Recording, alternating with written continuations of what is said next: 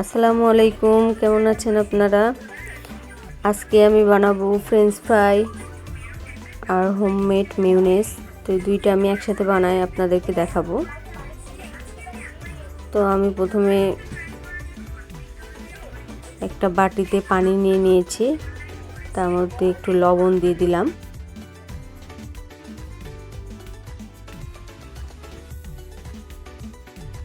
আমি কিছু আলু কেটে নিয়েছি, আলুগুলো একটু মোটা মোটা করে কেটে নিয়েছি।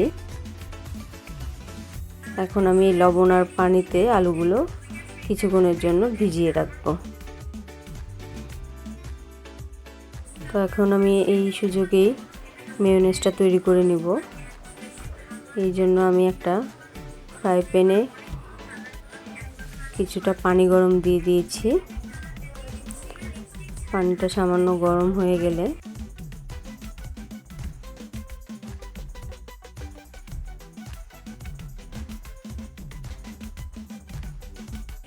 তো পানিটা গরম হয়ে গেছে, আমি এখন এর মধ্যে দিয়ে দিব ডিম। অনেকে কাঁচা ডিম দিয়ে করে, তবে কাঁচা ডিমের থেকে ডিমটা একটু সামান্য পানিতে ফুটিয়ে নিলে সেই ডিমের মিউনেসটা অনেক স্বাদ হয়।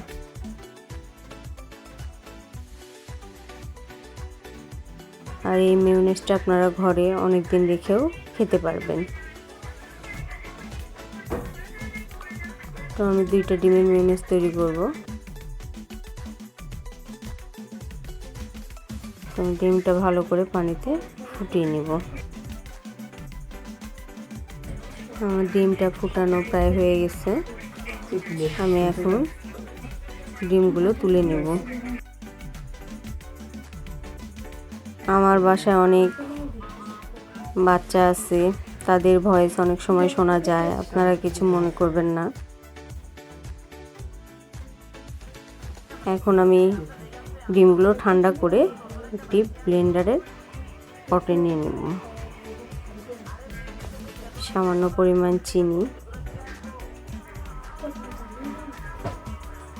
সামান্য লবণ, লেবুর রস,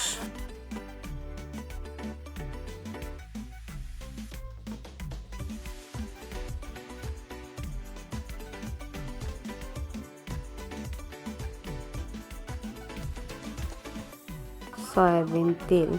তবে অনেকে এর মধ্যে রসুন, কাঁচা রসুন, কাঁচা মরিচ, গোলমরিচ অনেক কিছুই দেন। আমি এগুলো কিছুই দেব না, কারণ আমার বাচ্চারা এগুলো খাবে। মিউনেসটা এইভাবে তৈরি করলে আমার বাচ্চারা অনেক পছন্দ করে। আপনাদের ইচ্ছে মতো আপনারা রসুনও দিতে পারেন। এখন আমি আলুগুলো মাখিয়ে নিব। আলুগুলো আমি লবণ পানি থেকে তুলে নিয়েছি। এখন আমি আলুগুলোর মধ্যে সামান্য লবণ, যেহেতু আগে লবণ পানিতে ভিজিয়ে রেখেছিলাম এই জন্য লবণের পরিমাণটা অল্প দিব, মরিচের গুঁড়ো,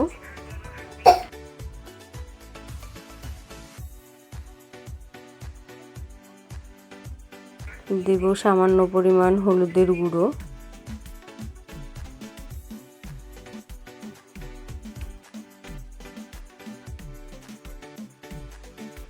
সামান্য পরিমাণ চাউলের গুঁড়ো,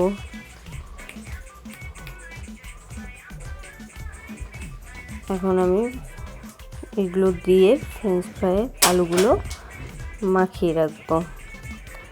তারপর আমি তেল গরম করতে দিয়েছি।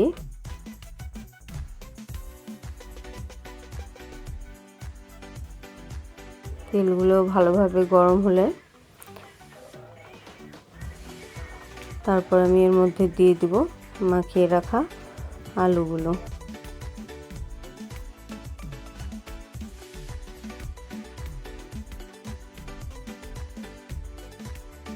আমি আমার বাচ্চাদের প্রায় ফ্রেঞ্চ ফ্রাই করে খাওয়াই, ওদের খুব পছন্দ। আপনারাও বাচ্চাদের জন্য বাসায় করবেন। এই যে আমার ফ্রেঞ্চ ফ্রাইয়ের আলুগুলো লাল হয়ে গেছে, এখন আমি এগুলো তুলে নেব। আমাদের ভিডিও যদি ভালো লাগে অবশ্যই সাবস্ক্রাইব করে দিবেন।